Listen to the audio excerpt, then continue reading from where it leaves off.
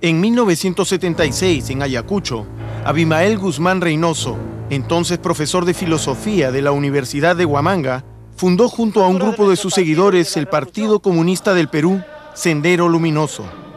A este acto, que marcó el inicio de muchos años de muerte, terror y violencia, asistió un joven estudiante de la Universidad Nacional de Ingeniería. Ese joven delgado y parco se llamaba Óscar Alberto Ramírez Durán, pero desde entonces, como lo hacían todos los militantes comunistas, eligió el seudónimo político de Feliciano, en recuerdo de su abuelo. Decidido ya el inicio de la llamada lucha armada, Feliciano asistió a la primera escuela militar de Sendero Luminoso en Ayacucho, del 2 al 19 de abril de 1980. Allí estuvieron los líderes históricos del senderismo: Abimael Guzmán, Augusta Latorre, Osmán Morote Barrio Nuevo, Teresa Durán y Margie Clavo. El 17 de mayo de 1980, Sendero Luminoso inició sus acciones terroristas con un acto simbólico. Se destruyeron las urnas y padrones que se iban a utilizar en las elecciones generales del día siguiente en la aldea ayacuchana de Chuschi. Feliciano estuvo en ese ataque.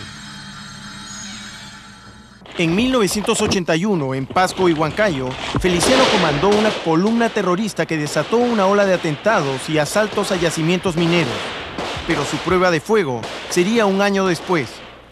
Yo creo que ya esto es una El 2 de marzo de 1982, cuando el gobierno de Fernando Belaúnde Terry trataba de minimizar las acciones terroristas, Feliciano atacó la cárcel de Huamanga y liberó 154 senderistas, entre ellos a Edith Lagos, que murió violentamente tiempo después. Tras el asalto, Feliciano fue nombrado jefe del Comité Regional Principal, cuna de Sendero Luminoso en Ayacucho y Apurímac, pero quedó cojo de la pierna izquierda, producto de un balazo recibido. Así se convirtió en hombre de absoluta confianza de Abimael Guzmán y formó parte del Comité Permanente de Sendero Luminoso junto al propio Guzmán y a la nueva conviviente de este, Elena Iparraguirre, alias Camarada Miriam. Muerto el estratega militar senderista Antonio Díaz Martínez durante la matanza de los Penales en octubre del 86, Feliciano se convirtió en el más importante mando militar del senderismo. Era un ejecutor, un comandante de campo duro y despiadado. Feliciano no tomaba prisioneros. Feliciano pasó entonces a ser uno de los primeros jefes del Ejército Guerrillero Popular de Sendero Luminoso, comandando crímenes y masacres contra civiles, autoridades políticas y militares.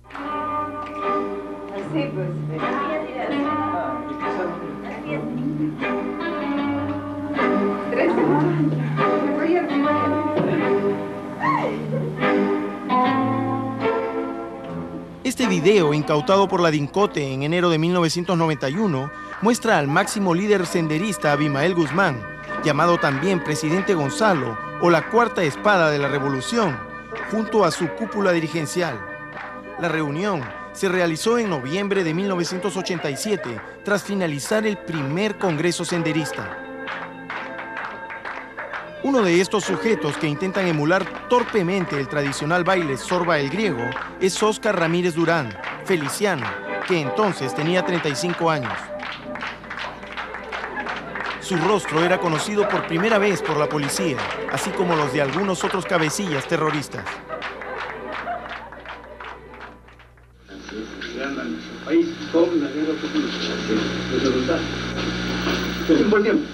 Presidente del Comité Central de Sendero Luminoso.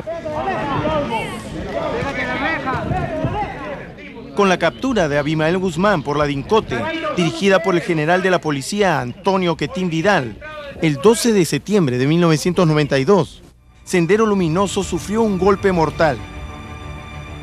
Pero el fin de una de las páginas más sórdidas de la historia del Perú tardaría unos años más.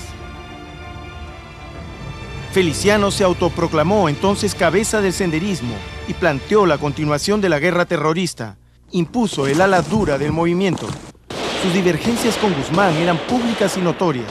Eran las típicas diferencias de percepción política entre un ideólogo como lo era Abimael Guzmán y un mando netamente operativo y militar.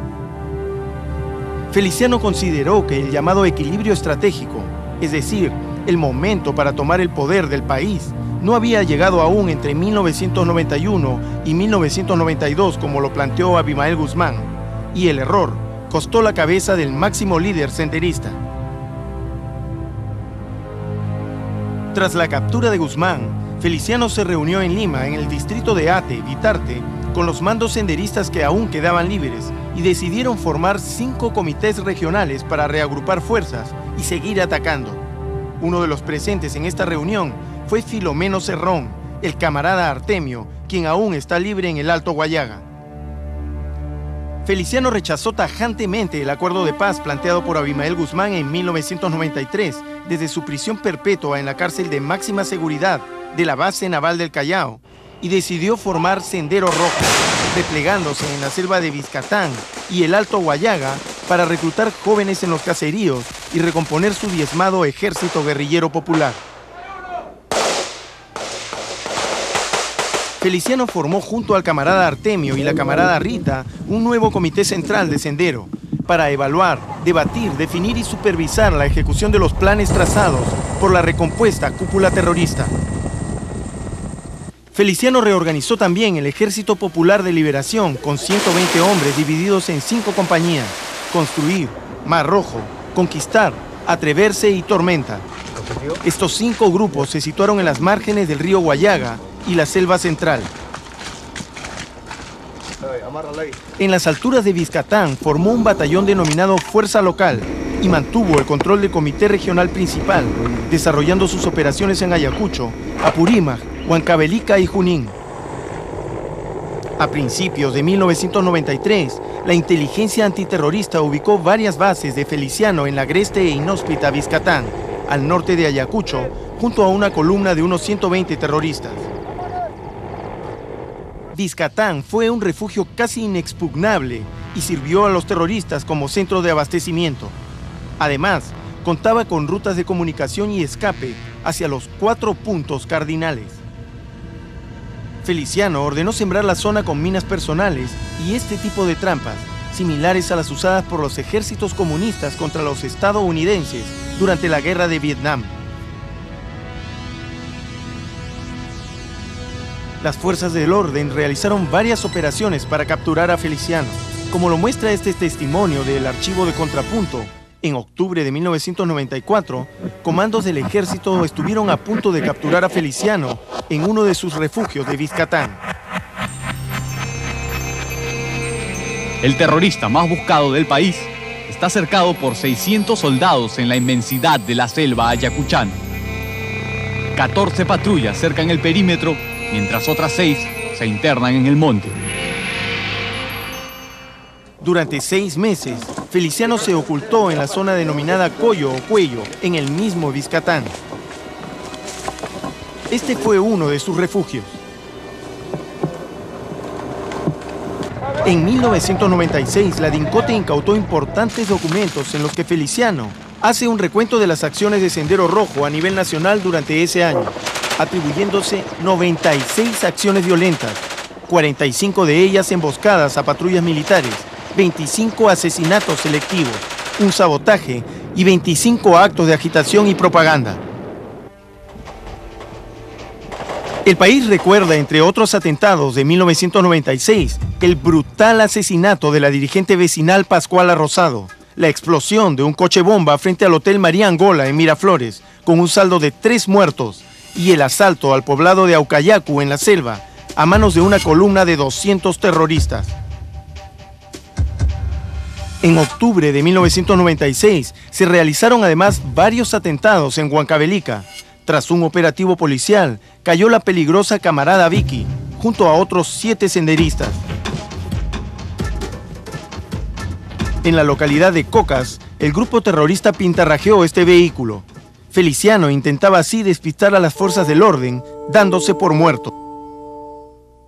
Los mejores luchadores son del campo nacional. Y al presidente Gonzalo, jefe del partido de la revolución. En enero de 1997, la policía halló este video editado en 1993 por las huestes de Feliciano. En él se representa un entrenamiento de hombres, mujeres y niños integrados a los comités populares de las diezmadas fuerzas de la subversión senderista. Para entonces, Feliciano se desplazaba con dificultad por la selva central, generalmente hacia Huancavelica, con un grupo de 40 hombres por los ríos Sene, Mantaro y Apurímac. Ahora, su seguridad estaba conformada solo por 8 hombres y no faltaba mucho tiempo para su caída final.